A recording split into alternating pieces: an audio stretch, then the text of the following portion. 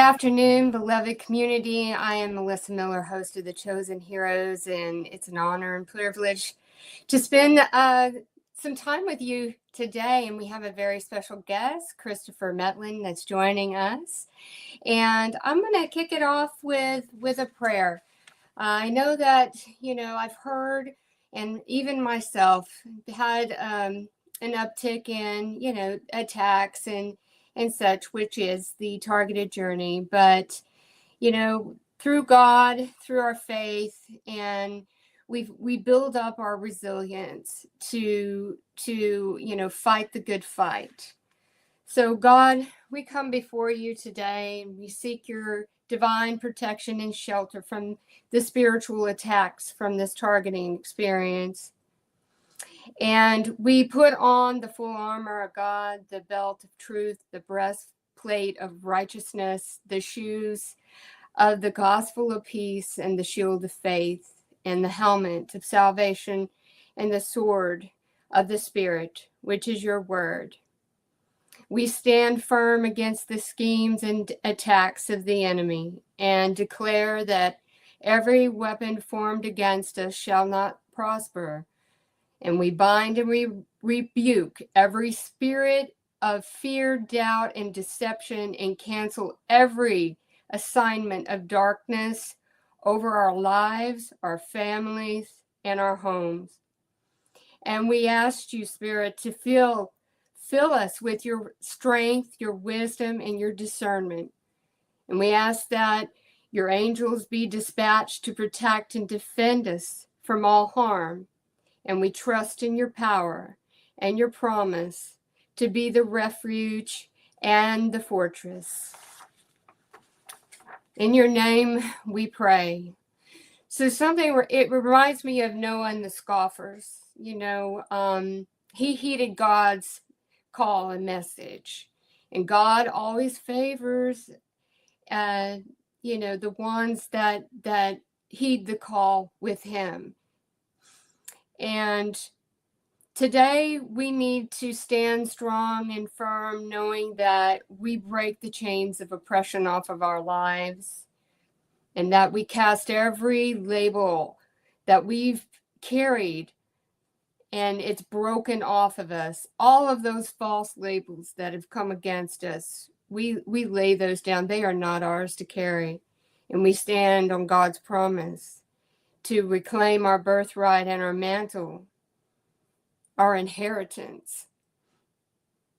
Nothing of this earth or otherwise can take this from us. We can take this targeting experience and turn it into a spiritual awakening that reveals who we truly are and can become, despite of all the tactics used to make us stumble and fall.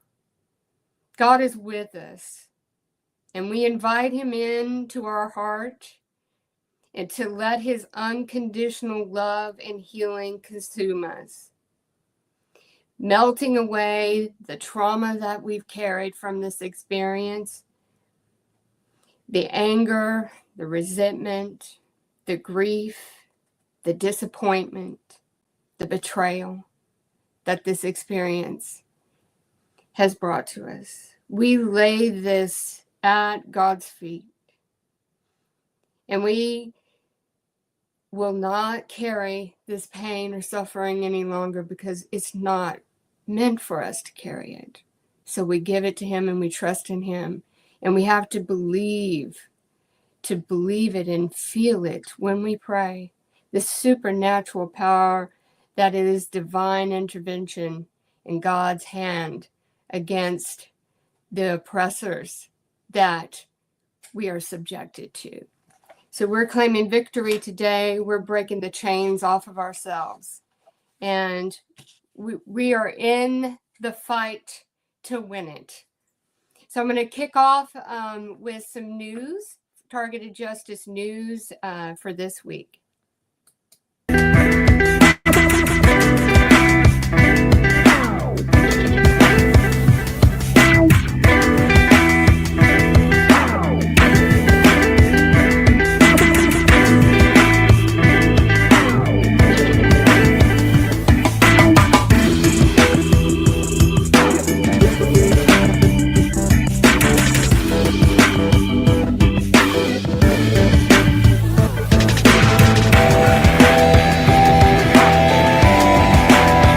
Many targeted law-abiding citizens, or TIs, are hit with the fraudulent psychiatric system each year.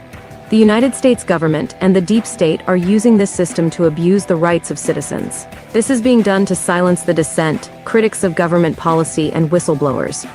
There are numerous examples of citizens being forcibly confined to a mental hospital, when their only offense was challenging government corruption. The Diagnostic Symptoms Manual has been substantially revised to include fake diseases for all kinds of bogus symptoms. This makes it easier for them to silence the critics and whistleblowers. The latest revision to the DSM-5 was a carefully orchestrated government exercise. This was done under secrecy and a lack of transparency, which many doctors have complained about. This fraud is relevant to targeted law-abiding citizens.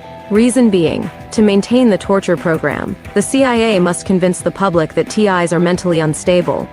The Anti-Psychiatry Coalition is a non-profit volunteer group consisting of people who feel we may have been harmed by psychiatry and of our supporters. They created a website to warn you of the harm routinely inflicted on those who receive psychiatric treatment and to promote the democratic ideal of liberty for all law-abiding people that has been abandoned in the USA, Canada, and other supposedly democratic nations. Please help us welcome Dr. Juliet Engel to our advisory board. Dr. Engel is the author of 3 books covering her experience as an MKUltra victim. She is an accomplished medical doctor and is working to expose and shut down the ongoing MKUltra program. In the 10 years that she ran the Angel Coalition from Moscow, the Russian Angels saved over 70,000 children. She is now back home in America and planning a nationwide public information campaign with her new podcast, Angels Over America. Targeted Justice suggests that the CIA, DIA, and NCTC are very busy nominating thousands of cartel members to the TSDB. President Trump declared them a foreign terrorist organization, or FTO. Based on a 2023 study published in a science magazine, an estimated 175,000 people are actively working as members of Mexican drug cartels, making these organizations the 5th largest employer in the country. In the latest episode of The Gavel, attorney Anna Toledo interviewed Dr. Kirk Moore, a medical hero that injected saline solution to consenting patients instead of the COVID-19 bioweapon. It almost cost him his freedom. Dr. Kirk Moore is a respected 59-year-old plastic surgeon and former Navy flight surgeon from Utah. He's got a rare combination of experience and courage. Thanks to the intervention of Mike Lee, Thomas Massey, and in particular Marjorie Taylor Greene. This courageous surgeon got the charges dismissed 3 days after the trial began. He faced 35 years in prison. For more than 2 years, Dr. Moore battled government weaponization and won. He did not give up. His plastic surgery clinic is appropriately named Freedom and can be found at freedomsurgicalutah.com. God knows how many of us need freedom from non-consensual implants.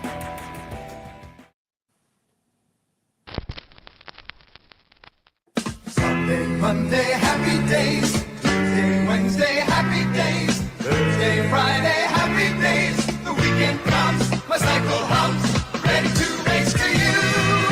Blue by gray sky, hello blue. There's nothing can hold me when I hold you. It feels so right, you can't be wrong. Rocking and rolling all week long. These days are on. Share them with me. These days are on. Happy and free. These happy days are yours and mine. These happy days are yours and mine. Happy days. Calling all digital warriors. Repost, share, and like this video on every social media site that's out there.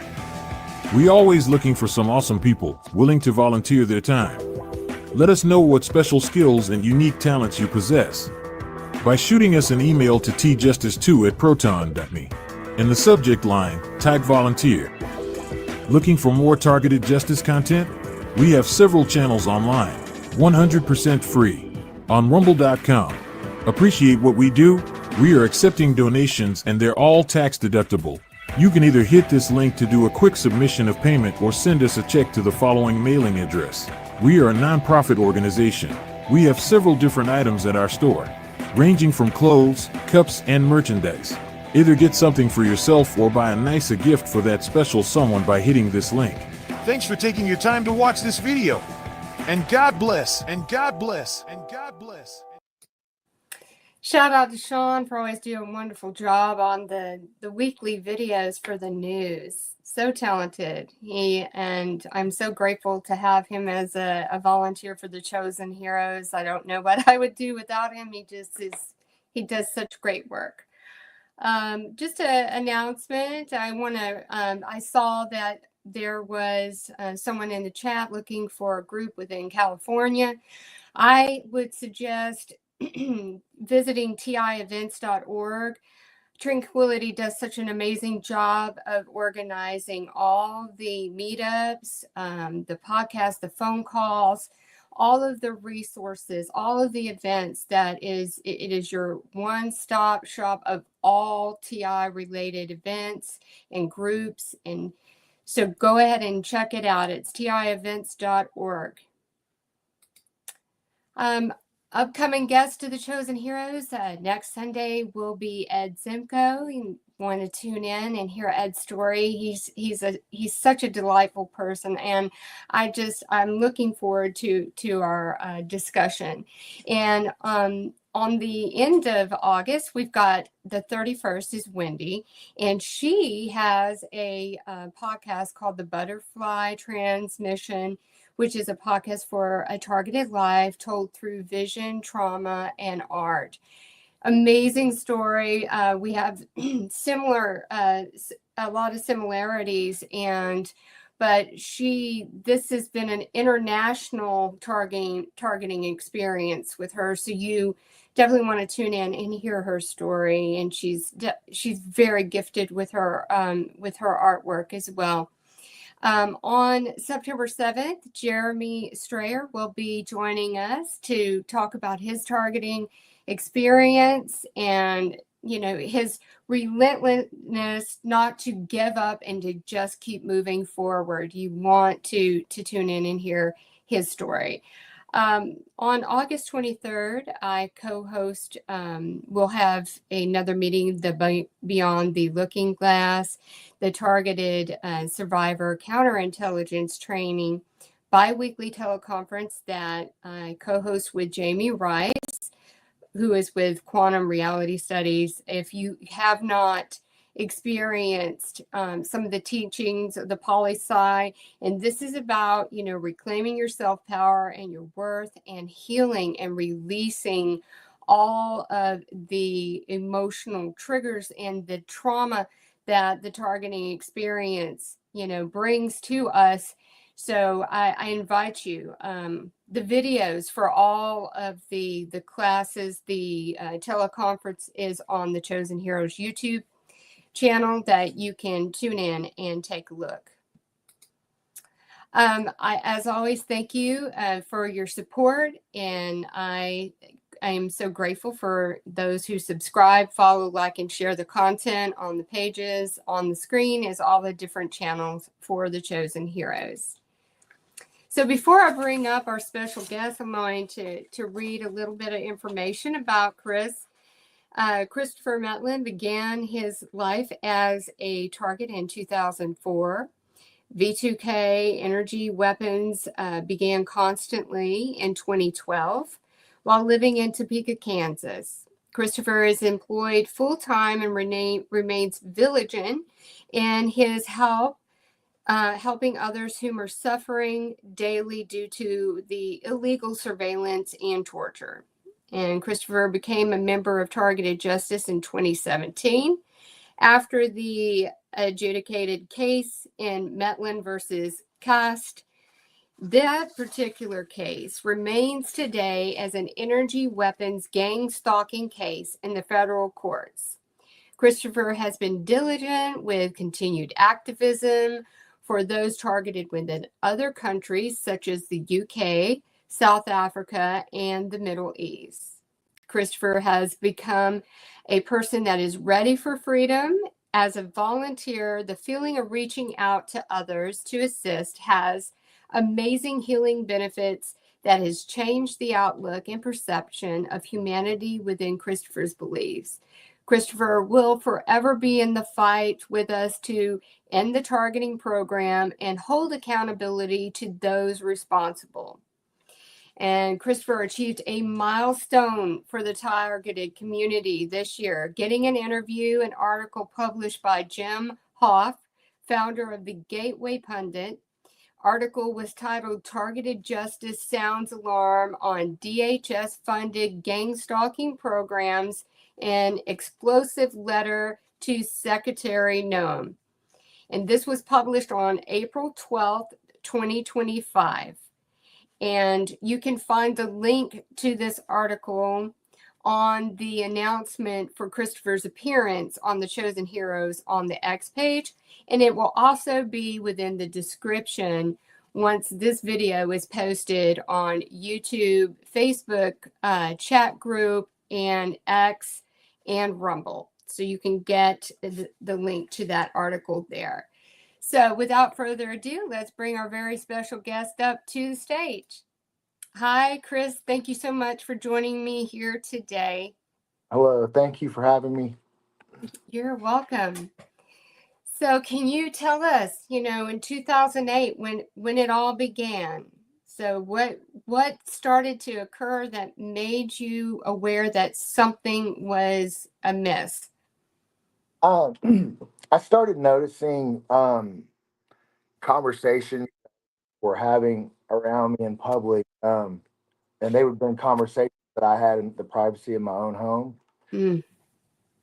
I noticed that within the first couple years, that really things just started. I would come home and like there was somebody that just left, kind of the still have of another person. Um, and I went through that, and of course, the first couple of years, first, um, we don't know what to do, who to. You're cutting in a little bit, in and out. Can you hear me? Okay, no, better. I think that's better. Yes. All right, but yeah, mainly just I noticed that the gaslighting and stalking, maybe some remote neural monitoring for the first few years, but I didn't have any other signs of any energy weapons or V2K. And then in 2012 is when you started to experience the V2K and the energy weapons constantly, correct? Correct. Yes, and that was about within that time frame when I'd filed. Started doing some research with law. Now, before I became a part of Target Justice, I was a part of Freedom from Covert Harassment and Dr. Charles Robinson at the time, and I didn't really have any information other than I was going on to John's website, U.S. government, and I was getting a lot of information about electronic harassment and the gang stalking, and um, but it was really that back then isn't anything today. We came so far, much further in advance with the information that we have. But aside from that, I started doing a lot of law work. I would go to the law at the public, start researching specific areas, just to try to create a rough draft. I had something, and this took me like of writing stuff down about, and my complaint in over 100 pages with it. And you're cutting out again. I don't know if it's the microphone, maybe.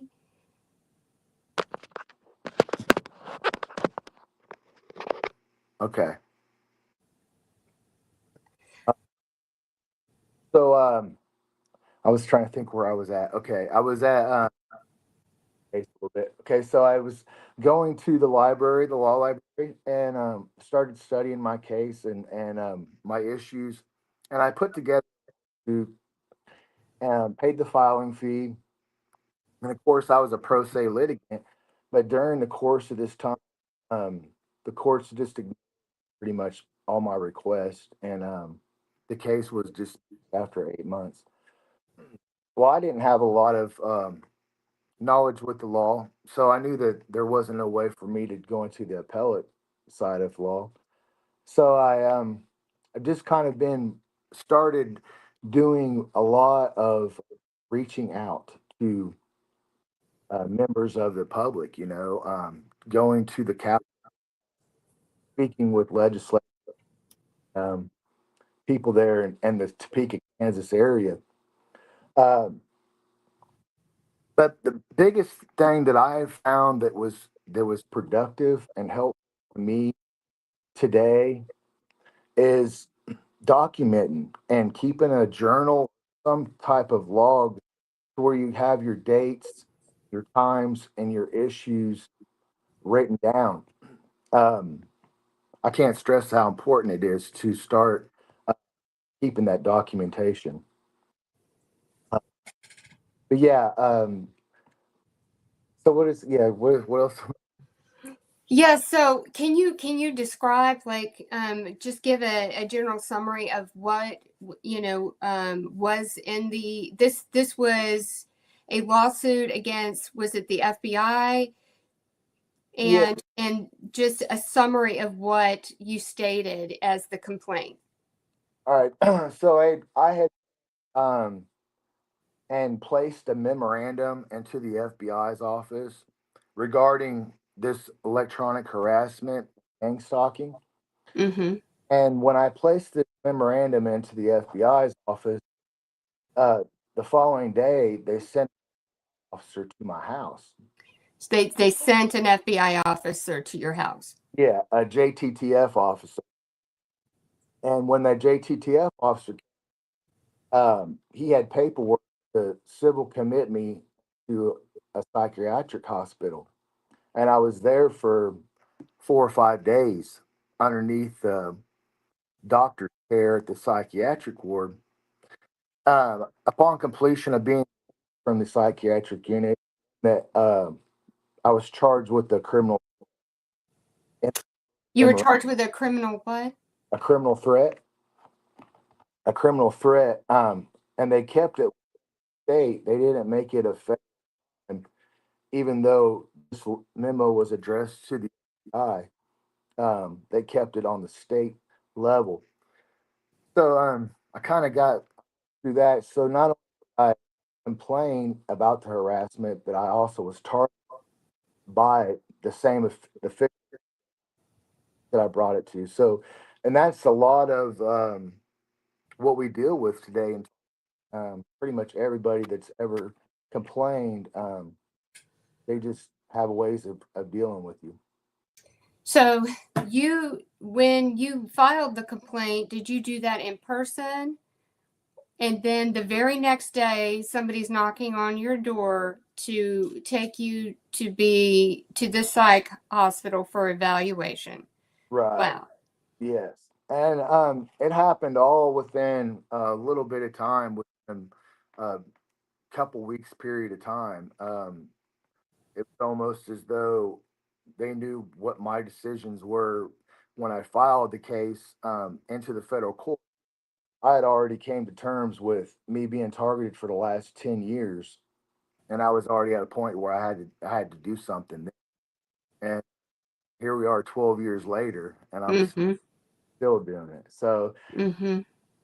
I haven't I don't do the law stuff anymore. I'm more of an advocate now. I like to reach out and help people, Mm-hmm.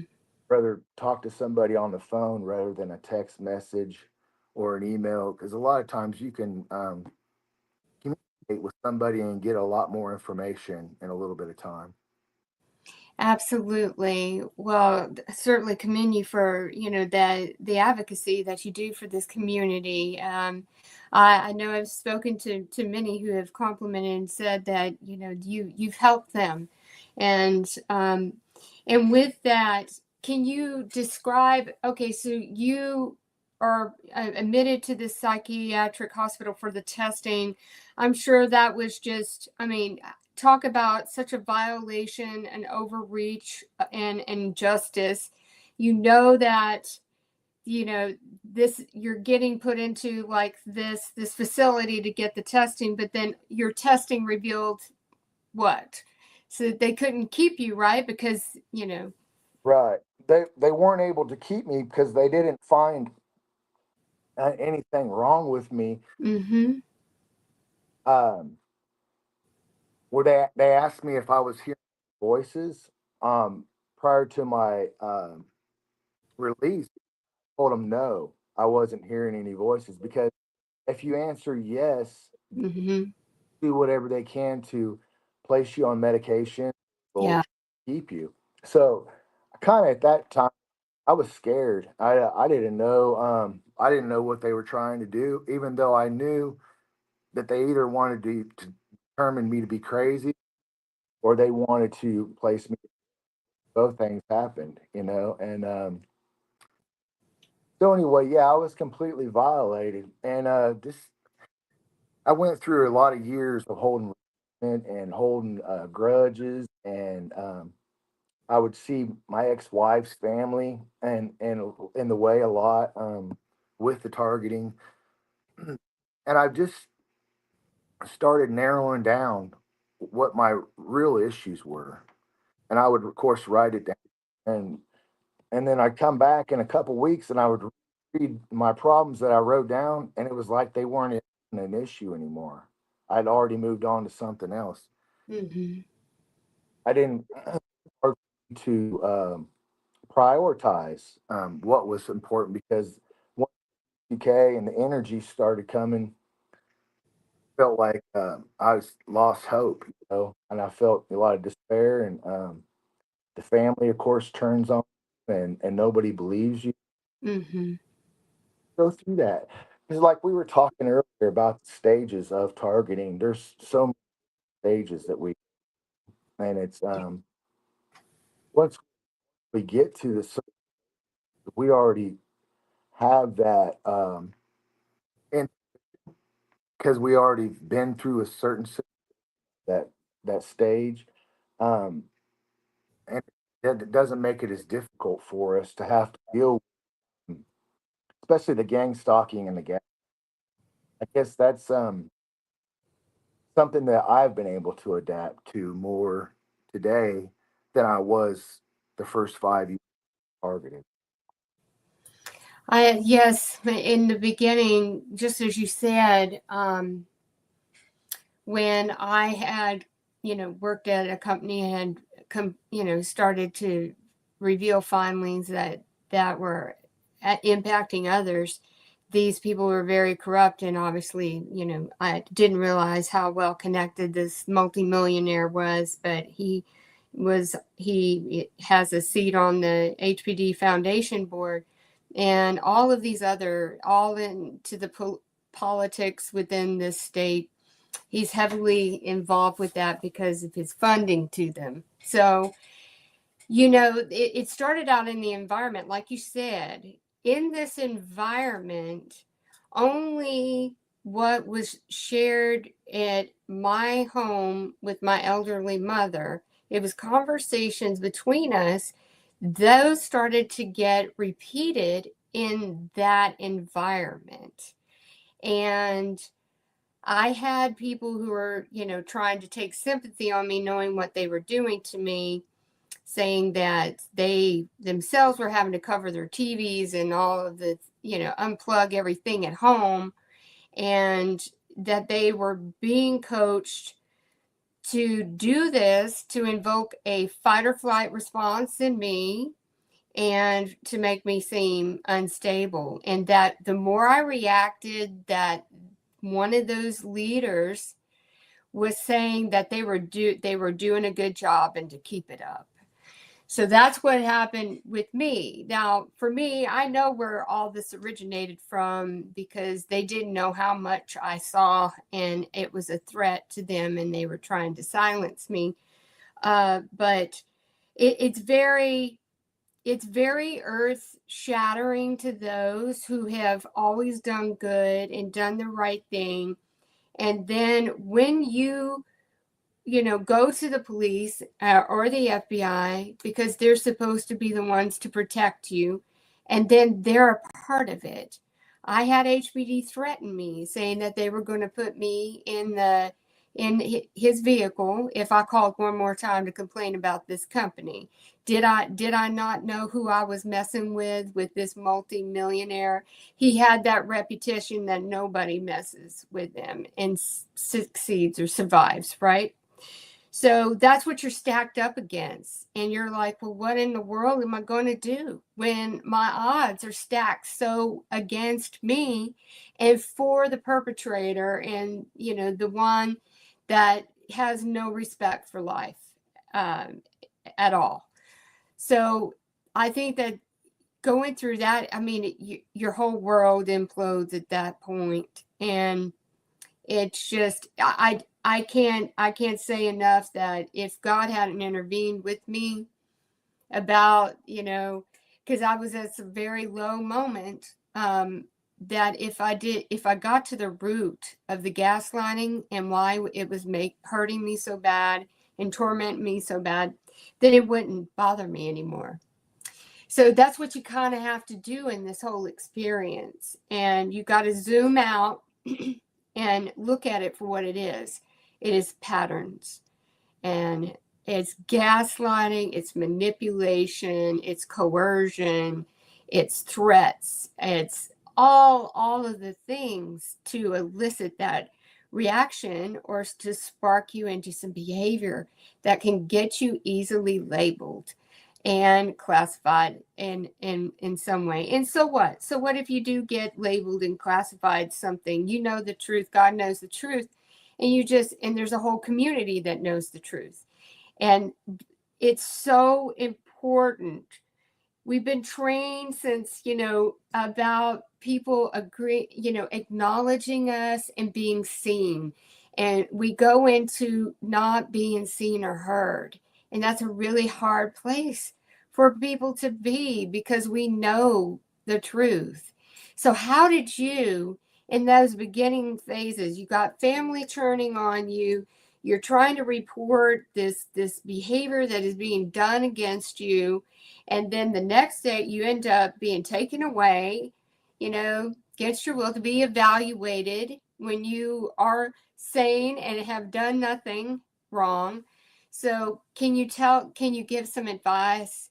I know Yeah. you had said for people to document these Well, experiences, but how did you start to maneuver the day to day? the day-to-day stuff, I went through a phase where I lost complete trust and going into offices, the courthouse. They were taking my photo ID, my state ID, driver's license, photocopying it, and then placing it in the courthouse to the marshals and saying that I had been deemed mentally ill, that I was a threat to the officials at the FBI. So they was making things very difficult for me to even file into the clerk's office because every place that I would go into, they had already came in behind me and was pretty much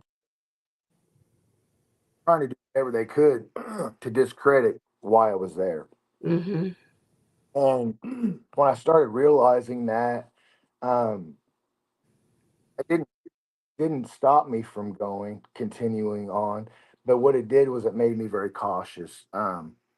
So I got in the habit of handing out flyers. I'd print out my flyers. I'd go and pass them out underneath the door, but I always put my name on it because I was so paranoid that I always wanted everybody to know what I was complaining about. I always had to have everybody had to know Christopher Mettlen, Christopher Mettlen. And I wasn't ashamed of it. I was persistent. And over a period of time, which I want to say after the dismissal, I started gearing more in toward, well, what can I be doing to let others know within the state? so I started doing more access to the and going and putting flyers underneath the door. That way, I didn't have to have communication with the person, so to speak. Mhm.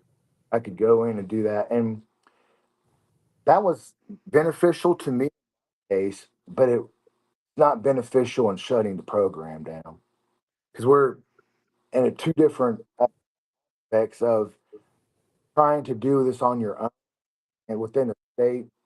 It's next to impossible. You're just better off getting gathering with another person who's a TI, or they don't have to be a TI, be just a person to help you, um, but do it together, and try not to um, create too much of an issue with one. You just want to keep continuing on with several different people, representatives, lawyers. Um, there's a lot of people within um, Congress, and so they, looking forward to targeted action 2025. Mhm. Um, that was part of something I was um, looking forward to ever since they announced it. So yeah,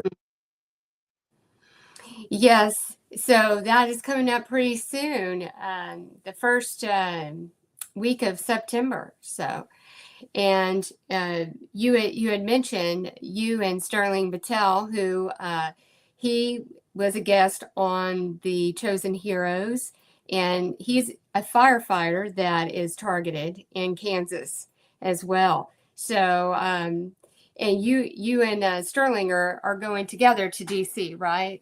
that's correct. Yes, and anybody that can travel with another, I mean, it's good to do. If you can find somebody to go with you from the state you're in. And I believe on Targeted Justice website, there is that coordination for those that are needing a ride and, what state are you in? So definitely check that if you are interested to see if maybe there is some rideshare carpooling that is going on with other TIs to help you out. And all the latest, itineraries and all of that will be on Targeted Justice website soon because it's coming up really quick. So I know they had a banner contest and they published one of them on the newsletter. So some exciting events coming up.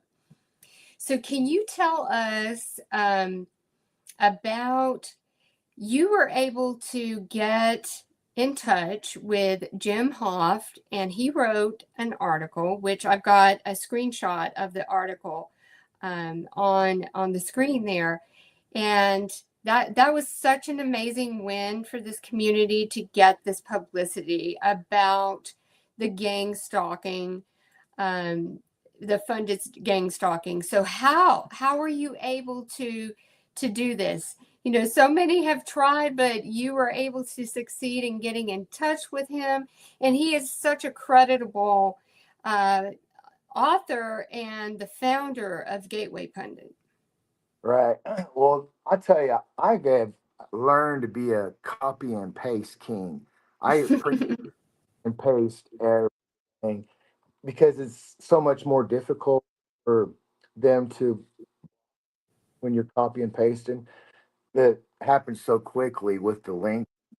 So I that day that I happened to get through to Jim Hall, I had already a bunch of information, all of our flyers from Targeted Justice, some of the information regarding Anna's letter to Secretary Noam, because we've been trying to make contact, and it didn't seem like anybody was making contact. So I started one morning. I woke up and I emailed probably 20 people, and the Guardian, Gateway Pundit. There was a couple um, Newsmax, I believe, or other. But I had just started sending a bunch out, and I was very detailed with kind of the flyers, and then I made the statement here I am advocating for other countries, and we've got our own fusion centers, gang stalking and harassing, and I took and compiled all that information, and I was able to get to Jim.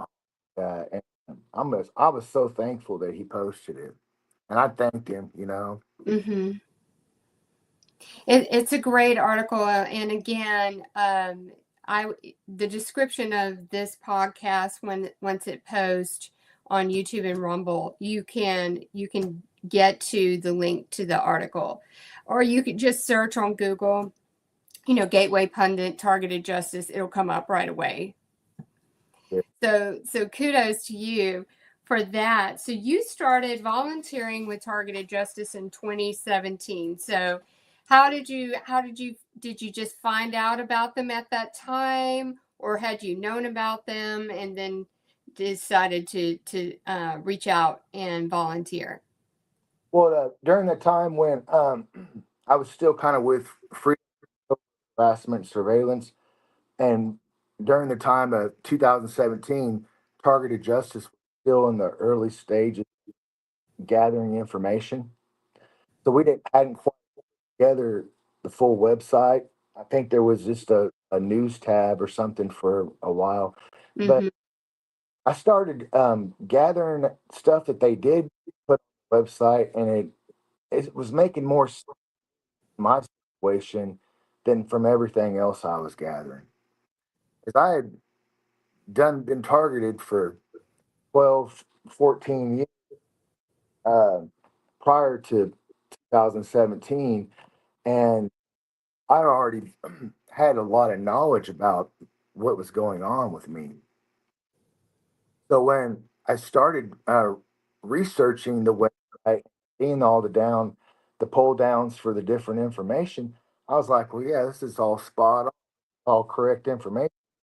What I'm experiencing, there's nothing there that's what it's not. So when they talked about how they want to make you uh, put a threat, have you as a threat or have mentally ill, both of those things happened to me, and that's what made me stick with Target. I I believed at that time that it was the true righteous way to go with the best accurate, and that's this pretty much I am. And there's a lot of people that still I've known for years in other groups, but that's still got a good information. A lot of those still have good information. They may not have exactly the pinpoint accurate information, but it's still a way to help other targeted individuals. There's a lot of information online. Yes, we've also experienced, this year Targeted Justice having the website shut down, and then have to rebuild. We had, some archive copies, thankfully, but Anna Toledo did a wonderful job rebuilding everything. There's a lot of information. You never will not have, information if you go to the website.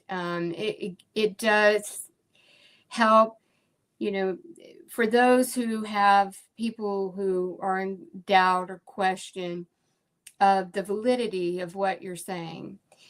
First, we have to understand that, of course, when we start talking about some of the symptoms, the only thing that, a normal person would be able to equate voices to is mental illness. So we're dealing with the stigma, right?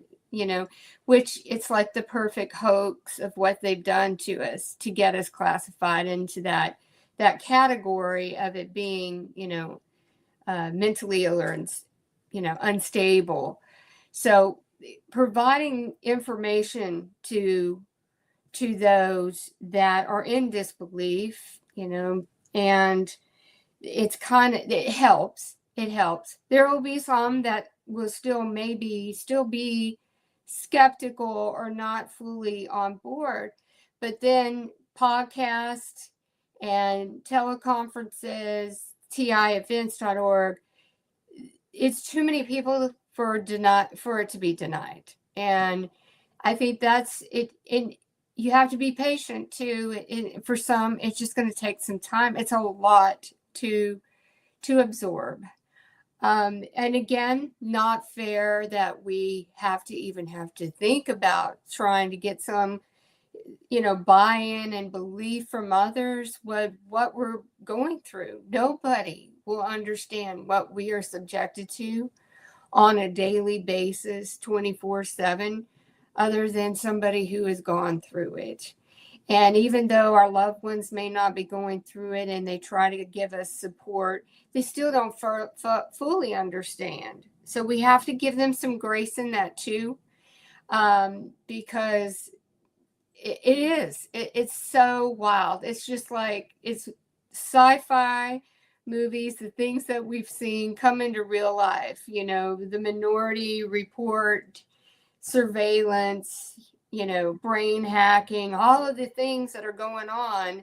It's just a hard pill for people to swallow. I think these times where there's been so much coming up in terms of what the government has done and covered up, and it's a little bit better timing now for people to be more receiving to digest this information. So we cannot give up hope, and we got to connect with those that understand while we try to get the rest of the world up to speed of what is really going on. We had talked about this before we went live. To me, it's pointing to the fact that what we are going through is what can and potentially will happen to every single person on this earth. Okay. It's a biofield violation, invasion, and the neuro rights that we don't have enough of. And if we can get the neuro and the cognitive rights established out there, then that's going to be our win. But we've been introduced to this, but I think that the goal is, for it to be the masses. So it's so important for us to get out there and to keep our voice of awareness, the flames of truth, going, so that we can get more that would not even know that this is a possibility aware. Yeah. Can you talk so in terms of just outside of the US, you've been focusing on UK and other countries. Can you talk about the awareness and what you've done to kind of help those countries as well? Because we know this is a global epidemic in terms of neuro rights violation. Yeah, I've been working a little bit with South Africa, some, and the Middle East not so much. Yeah, has had a little bit of communication with me, but I'm more or less referring a lot of outside of our country to the website. And once they've gotten into reading some of the website, then I'll go back and we'll have conversations on Mhm. that about what we discussed on the website. That way, I don't get cross lines with because a lot of their targeting in the other countries be a little bit different than ours in the U.S. And what I mean by a little bit different, it seems like there's a lot more maybe of a isolated. When I was working in Switzerland, I was having conversations with others that were trying to set up podcasts, but the conversations it was difficult for other TIs to get in TIs. They isolated so well that no who the other who else was targeted. Um, So so they were having a hard time, because you were cutting out a little bit, a hard time connecting with each other to meet up and to discuss it, and they were getting isolated from having that partnership, that collaboration with other TIs. Right. And that seemed to be the most difficult, especially in Africa and South Africa.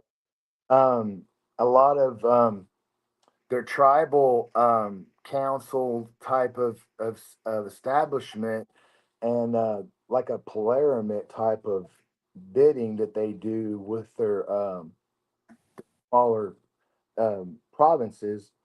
These are corrupted to the core, and so a lot of people don't have the basic fundamentals that the Americans have today.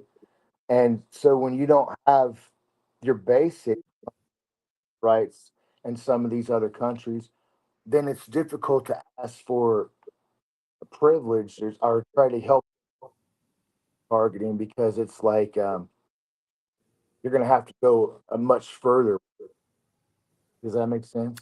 It does. So yes, it's a difference in the rights from, from the get-go, and so it's more challenging to. Yeah, but I mean, as far as reaching out, the WhatsApp is free calls to overseas international calls. I have a lot of conversations on there, usually with the messengers. A lot of people gathering information, and they'll send it to me at WhatsApp. Go there and look at it um, and see. But it's keeping everybody on the same playing field with what we're trying to achieve. I think that's been the biggest game changer for me.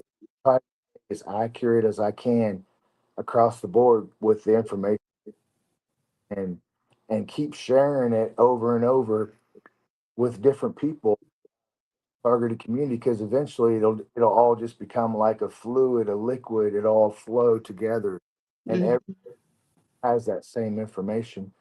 But yeah, that's pretty much in a nutshell. I've really enjoyed the national outreach. I think when Richard go this route, it was a very good decision, because Harold has kind of took off with the state and pretty much all of England and Switzerland area, and he Mhm. um, bilingual, so he's able to speak German, and he has the calls in German, so that it made it a lot easier for him to pick up in the areas of UK. But during the time when I had reached out to Jim, I made contact with Jim Hoff. I was working for UK, and a lot of things there in Switzerland was the calls that were being set up on a weekly basis, but it was difficult to rally to get people onto the call. Even though we would announce it on our website, we still didn't have a very good turnout for in those other countries. Oh, that's unfortunate. It seems like there is other forces working against them as well.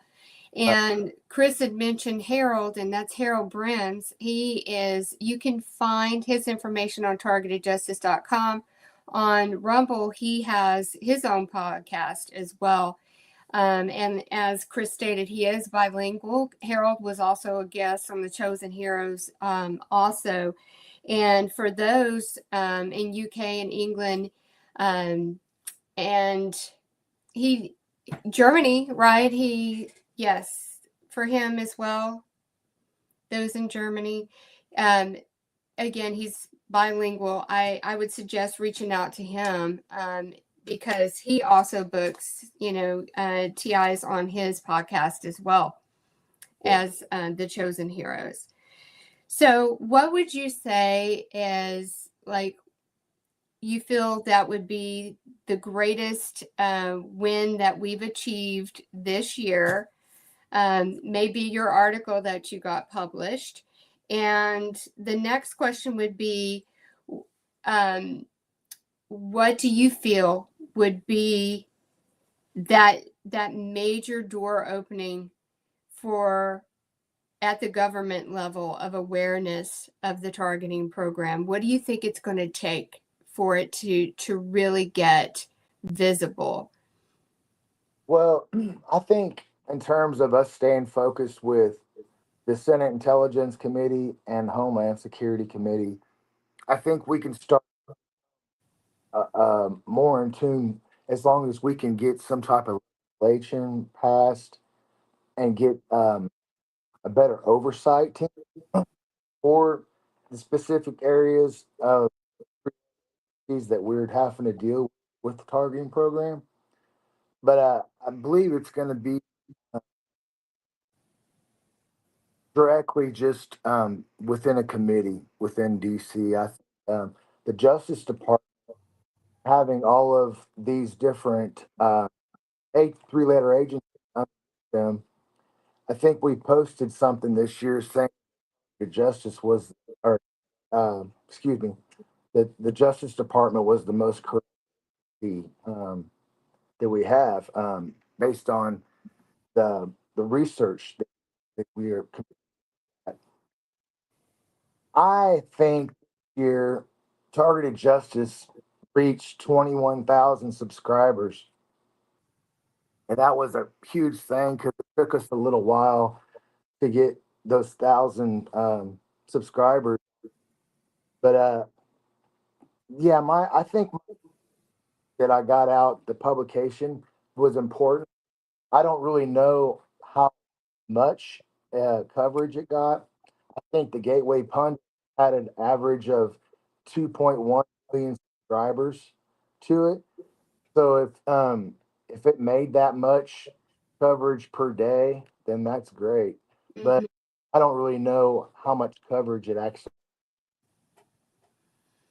Well, I think it was excellent, and there was a lot of sharing on X. And I think one of the important things to remember is the importance of sharing information, like the article that was published earlier this year, along with the other content about the program and the targeting and the gang stalking and the audio effect, and just getting it out there, because in getting it, the community knows, it's good to circulate it amongst the community, because we can share to our, the followers that may not have seen that information, right?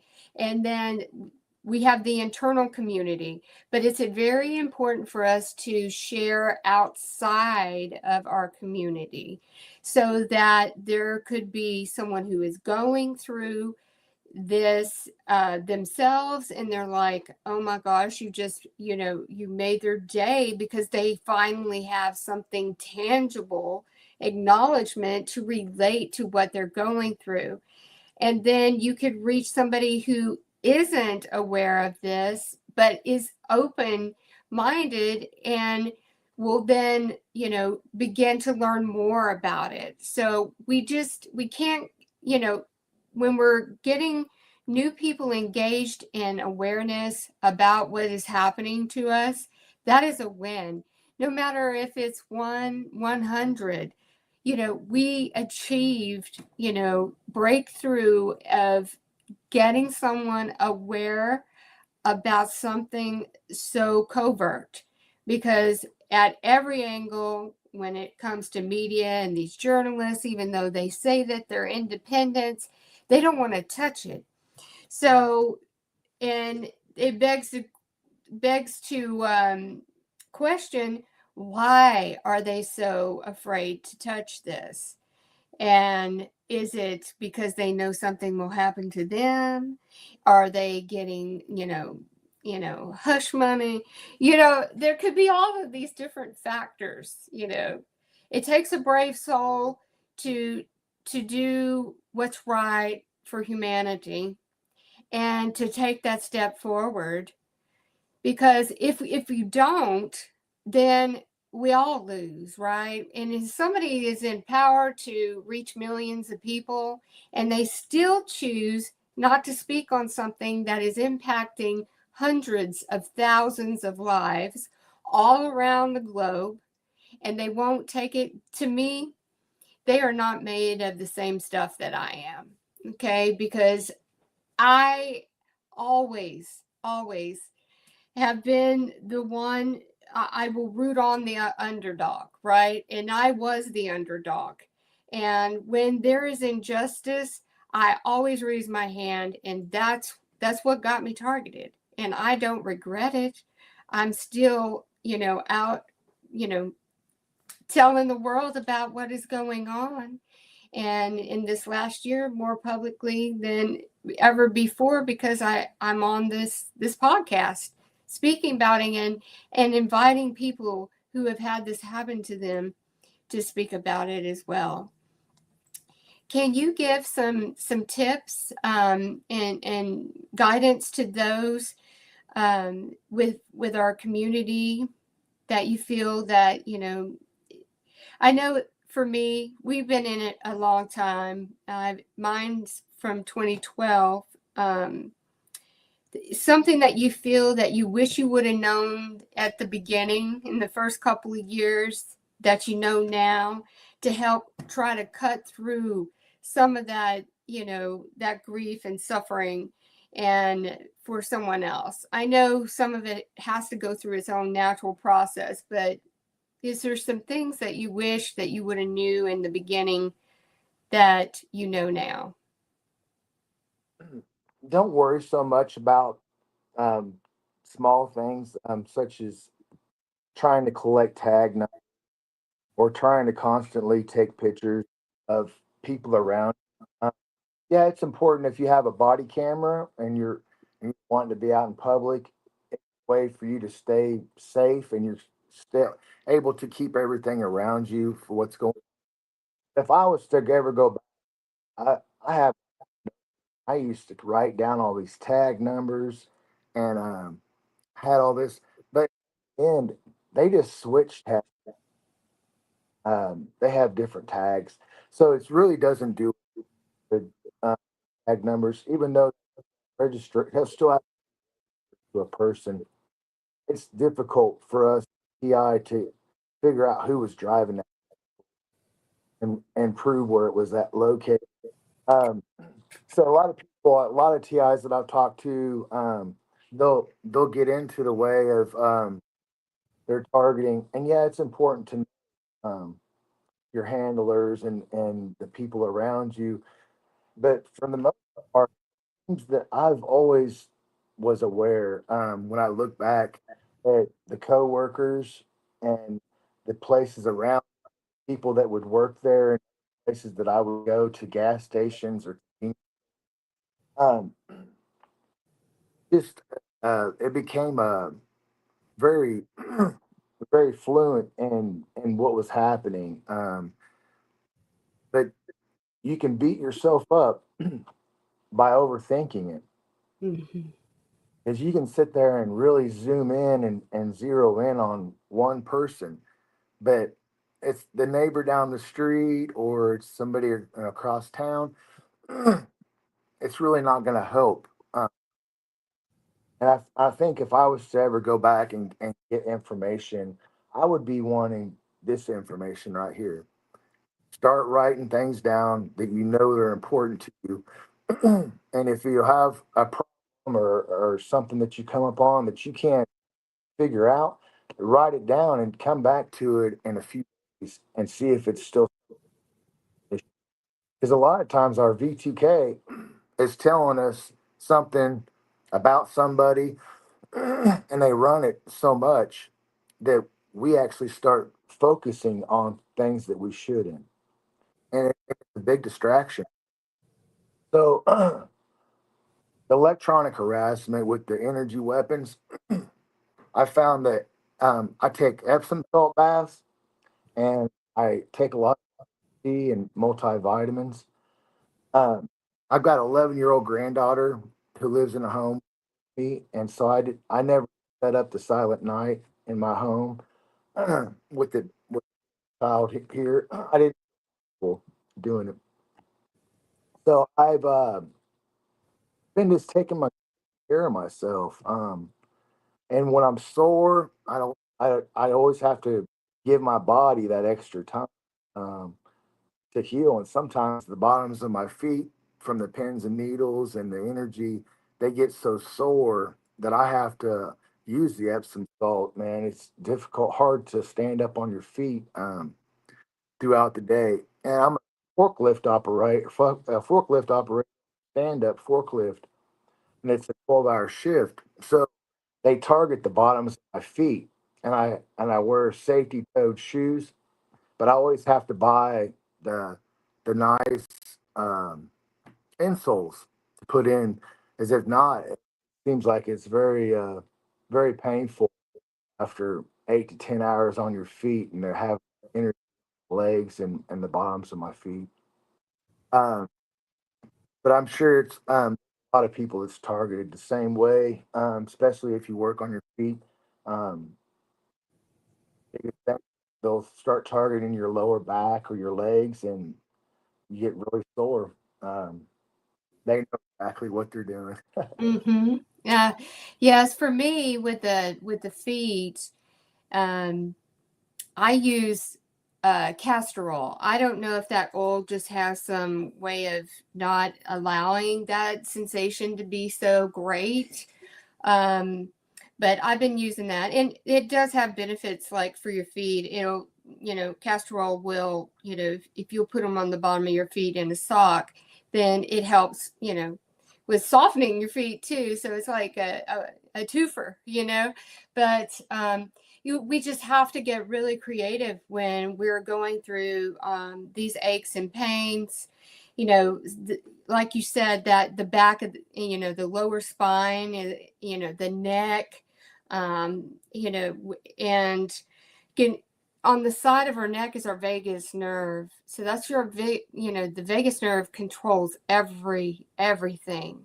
So when you're getting that pain and that pressure on your head, I found this little roll-on essential oil stuff that I use on my vagus nerve to try to override what is going on. And you have to try different things and experiment to see what's going to help lessen the severity of the attacks that are being done. And what works today may not work tomorrow, but you've got like a carousel of things that you're trying to try.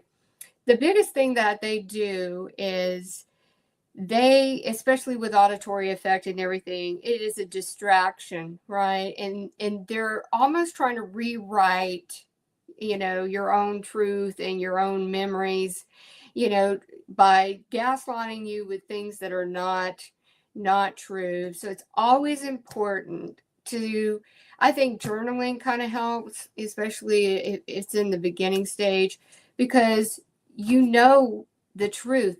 And gaslighting is getting you to second guess yourself, and you'll start questioning yourself, going, could that have happened? And that's the whole part of this this ruse that is being done against you, to keep you, like you said, with the license plates and the cars and the people in the very beginning. That just seems to be how they really try to break us apart, right? Mentally, and wearing you down, and you're always on the hyper alert, the hyper vigilance. The mind is on it. It can never quiet because it's on constant lookout for the next threat. And so it's really hard to get yourself centered and pull back from that. And that took me a while too, but I just had to keep coming to terms with the way I look at it is with this street theater business that they do with the gang stalking, is your buy-in, your reaction gets them paid. So I try my best not to engage in any of that. And then that alone, they're just wasting effort. They're wasting so much effort, and then it backs off. At least I found that with mine.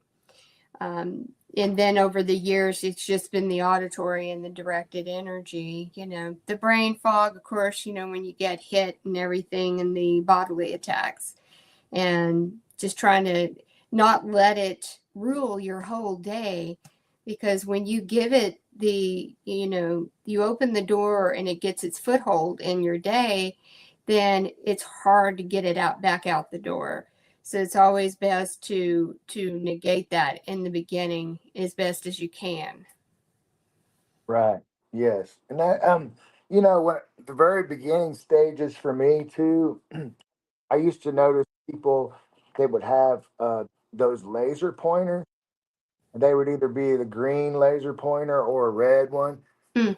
But the nighttime, they would shine those up around through my windows of my house and stuff, and it would be a little laser pointer at Dollar General or someplace.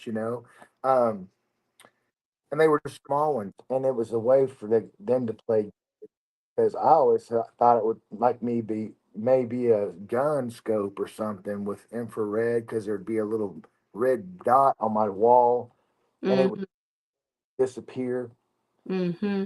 Um, I had that going on back in 2005, 2006, beginning stages, and I was able to identify what those little things were. They were just laser pointers. Of course, that to install that fear, I was in fear like I wouldn't believe what it was. Yeah, it's amazing because I've had that, especially in the beginning with the laser pointer, the little flashes of light. I still get the flashes of light. It's like, so it's almost like in our biofield, and then you're walking around, and then you've crossed one of those signals or something, and I see like a little spark. It's like, well, I must have walked into one of their little Yeah. you know and then they try things like, if I'm you know in the home alone, my husband's at work or whatever, and all these noises, these pops, in the ceiling and all of that, I'm like, it's the same old tired stuff. I mean, it just, all these little things to try to get your goat on all of it, and then just have to keep on moving and not let them win. But yeah, you've had a lot of the same similarities in what they try, and I think a lot of us can relate to some of these tactics. And do you want to speak on the traps of V2K? Like for me, I would say in the beginning it was the threats. You know, I was already threatened face to face. This wasn't auditory, but it was a person from leadership at that company going, if I didn't stop announcing my findings, I was going to have a very negative consequence happen in my life. Well, at that time, they had already started the gang stalking, and then I could hear the conversations repeated in their environment, but not at home. And I'll never forget the day that I started hearing them, in their voices, talking when I was alone at home. And I was like, where is this coming from? It has to be a microphone. How many times have we went looking all over the house trying to find a microphone, only to realize that, okay, it has to be something that's being beamed at me, right? That is causing this auditory effect. They even targeted my mother, and sometimes she would hear the auditory. She had the directed energy on her as well. But what are some of those pitfalls that you knew that came to you when the auditory effect started happening? Um, like falling into answering them every time. If you get into V2K, you can ignore the V2K. The easiest way that I've found is I still get wrapped up into V2K, but I don't get into it like uh, I don't get so intertwined in V2K to where it affects my life. years ago I did, but there are some things with um, the threats are a main thing because it changes your personality somewhat. After a period, you'll get in such degrading. A lot of my V2K has they my daughter a lot on the V2K, and then of course she drives past my house 3 or 4 times a day, real slow, and just to try to get some type of response out of me. So I haven't really had a relationship with my daughter. She's 20 years old, and I think I've only been around her for about 2 weeks of her life. Uh, a lot of it's her mother. The whole side of that family has Mhm. completely isolated me from the child, and I know today how it began, and that's a lot of it will come to those who have more experience and more time invested with this. You'll start learning more about why things happened the way they did to you, but it won't until later. But I just want people, those who are targeted, that you're going through this within the first couple years. Don't be afraid to reach out to anybody at Targeted Justice. Don't be afraid to get in tune with the calls. Um, a lot of the conference calls you can get information um, because there's so much being shared a little bit of time. Um, don't stop learning about this program. Biggest thing that people to sit down for it and don't put forth any effort to try to cut it down or to get the information out. I think as long as we keep focusing and doing the things that we need to do together today and not feeling guilty when you have to take the initiative to reach out to the media, to reach out to your local congressmen and your representatives, because those are the ones, there's going to be an accountability standard when all of this comes about, and that's where uh, stay that true person, and that's all I've been trying to do is stay true and stay working, trying maintain a perfect balance isn't possible being targeted.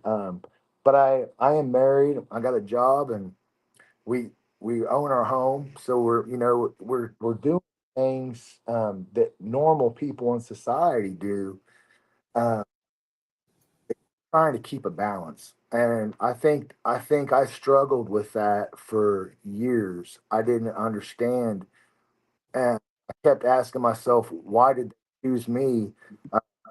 These people don't have that kind of time. What are they targeting me for? But after a while, I got away from that and I started dealing with my issue of being targeted. I filled up a Rubbermaid tote, 18-gallon tote full of paper that I've kept open. And every time that I uh, get something here, Sterling and I recently went down to the Capitol and submitted the Havana syndrome bill to down there, and of course we didn't hear anything back on it. But those are things I keep. If I type something up or if I print something off, I just try to keep all my paperwork together. And this paperwork may not to anybody else, but it means a lot to me. And so I keep it. I keep everything, and I think it'll show. When it's all said and done. I won't have to explain myself because I already did. So, Yeah. Yes. And for the times that I visited, HPD, FBI, I contacted CIA, I went through the whole thing. You have to look at it as those are tracks within history, right? These were recordable, traceable events that you have made by contacting, I contacted everybody in the state of Texas that was in a political office, also the sheriff department, the constables, anything, just being harassed. But yeah, nothing came of it. But like you said, this is history. No one can say that, Melissa Miller didn't say something about what was being done to her. She wrote and she contacted, she went in person, and nothing came of it. Nobody listened. So, like you said, there's accountability that has to come from this, this blind eye, this purposeful blind eye that's been done against us. And when you were talking about some of the V2K stuff too, I feel led, it's so hard when you have that auditory, because like with mine, I just want to give some examples. Mine was very demeaning. It was very personal. It was very about appearance, body, all of these types of things. When they started the directed energy weapon, they were saying that my deceased father was the one that was doing it. He was, putting a cigar out in my arm. And, these are the kinds of they really messed up when they did that, because I had such great admiration and respect for my father that when they went at that level, that really just put the light bulb on with me, going about how absurd of a tactic that these people would reach to that level to try to say and simulate that somebody's deceased father was burning them with a cigar. He didn't smoke cigars. That's just the absurdity of what they try, and the threats that they're, it was always about, oh, we're going to kill you and make it look like a suicide. Well, I went and I wrote a letter and I gave it to a couple of people that if anything happens to me, it was not suicide. This is what has been happening to me. And that helped me put that to bed, because what I learned with the patterns of the threats, because it was a threat about my mother, threats about my animals, the home, all of these things, is it's just one of their spin tactics. And because they want you to remain in that constant state of fear in hope that you're going to act out and do something against you, that gets you incarcerated or locked up. But it's just strategy. This is like, their strategy in this war on us is, having ourself hang ourselves. You understand? And I don't mean that, from, I guess that's probably not the best analogy, but they want you to trip yourself. They want you to just be a nice little, wrap a bow around it. Their hands are clean and you've done it all to yourself. So, yeah. So keep that in mind when these tactics are being done towards you, that they're really, that's what their ultimate goal is for you to discredit yourself by the tactics that they use on you. Hi, shut the door. Fur babies, you gotta love them. They want to speak out. Yeah, they're helping out. All right. Do you want to take some time and answer a few questions? I can bring some up on the screen. Let's see. I'm going to bring this one up. Hi, Juice. Do you still experience the V2K or did it stop? I've had it since 2012.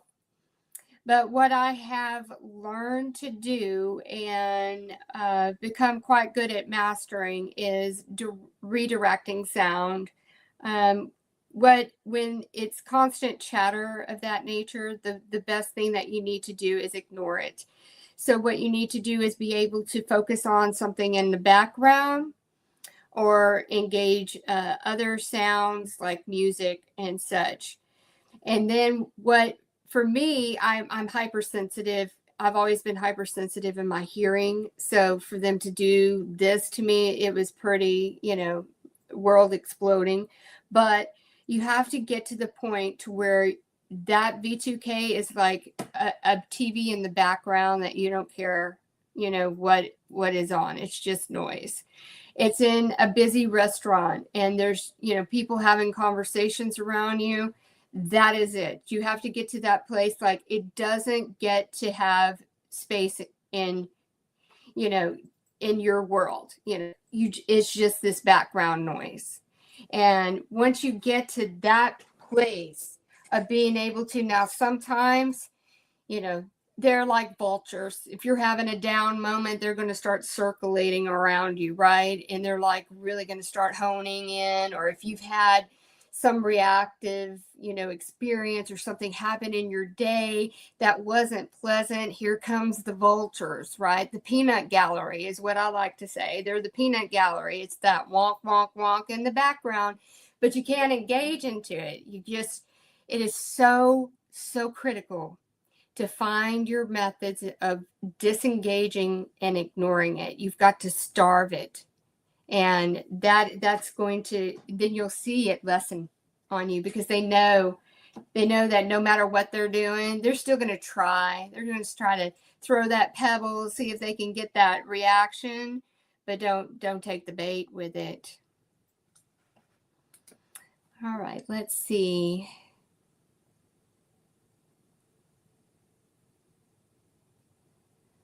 We had quite a few going on.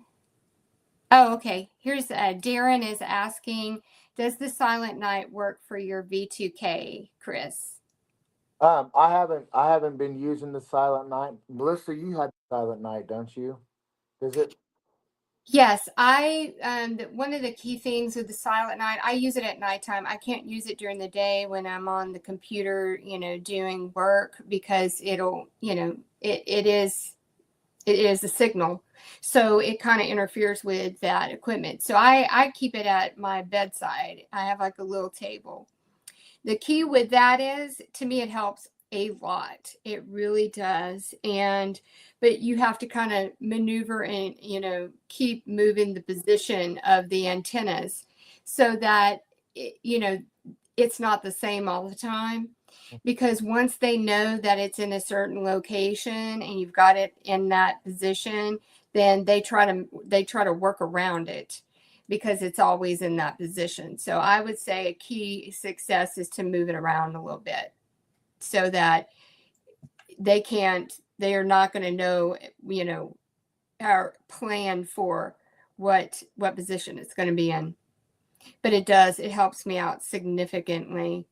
I wasn't dreaming at all for a very long time, but ever since I started using it, I would just have, just normal, dreams again.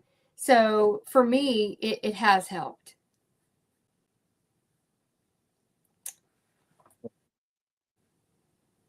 Okay, let's see. We got some more.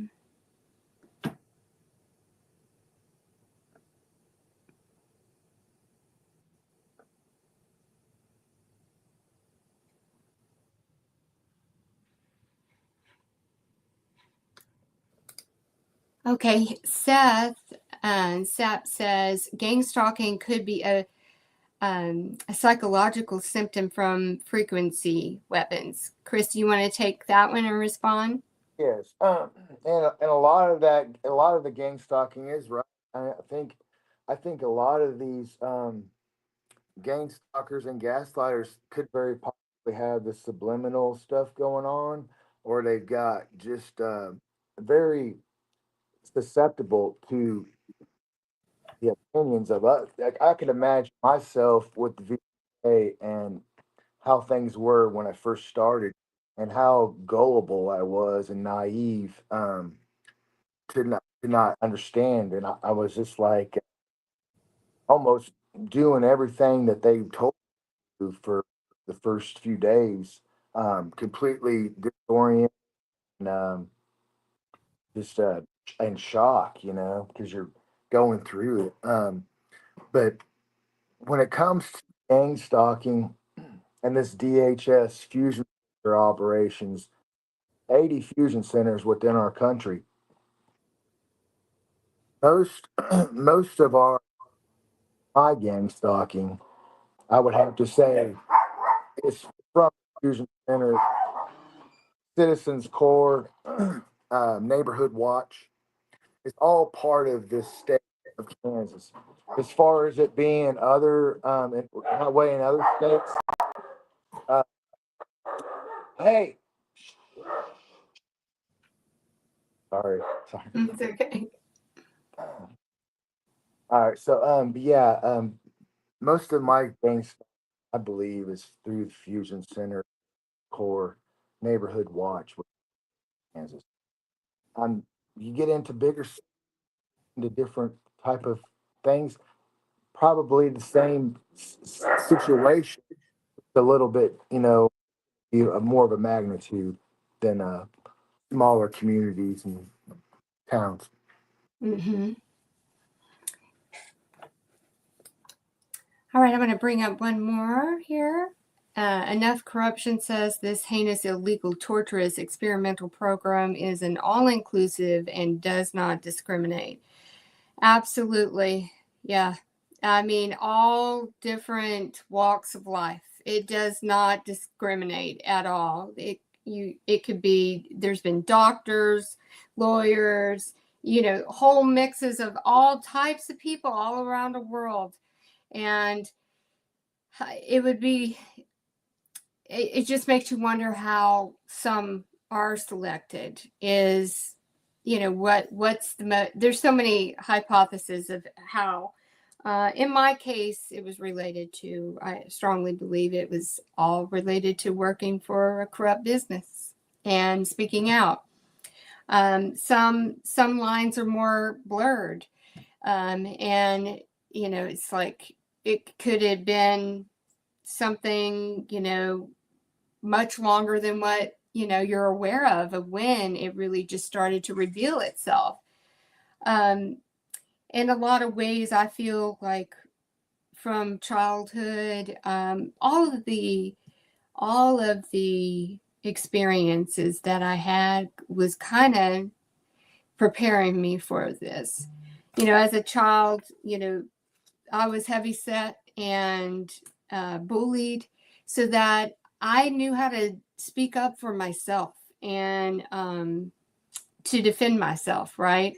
So I think that helped. So if you can look through some of, things that from your childhood and things that kind of shaped and molded you, that could be, actually your allies in this whole experience. This is the way I try to look at it. I try to look at things as, the glass that's half full, and not to dwell on what has been done to me. But again, this takes a lot. For me, it took a long time to get to that. And you have to go through that anger and that grief and that resentment and that distrust. There are good people out in this world, and we must not forget that they do exist. Unfortunately, not everybody is open to hearing what's happened to us, and that's okay too. But we are planting the seeds of truth out there, and at some time you don't know when that seed will sprout for that person, or maybe their family member, or who knows, maybe even themselves. They have that seed of information that could be beneficial once it's time to take form. So never discredit that what you've done to be in your activism and spreading awareness is not making a difference. It makes more than what you're aware. We've obviously got, those, who love corruption, a bit shook that we have taken such a stand to stand up for ourselves. These podcasts are documented stories of people who this has happened to. There's too many of us to deny it. So, Chris, I really appreciate you being with me here today. Is there any parting words that you would like to say to our community?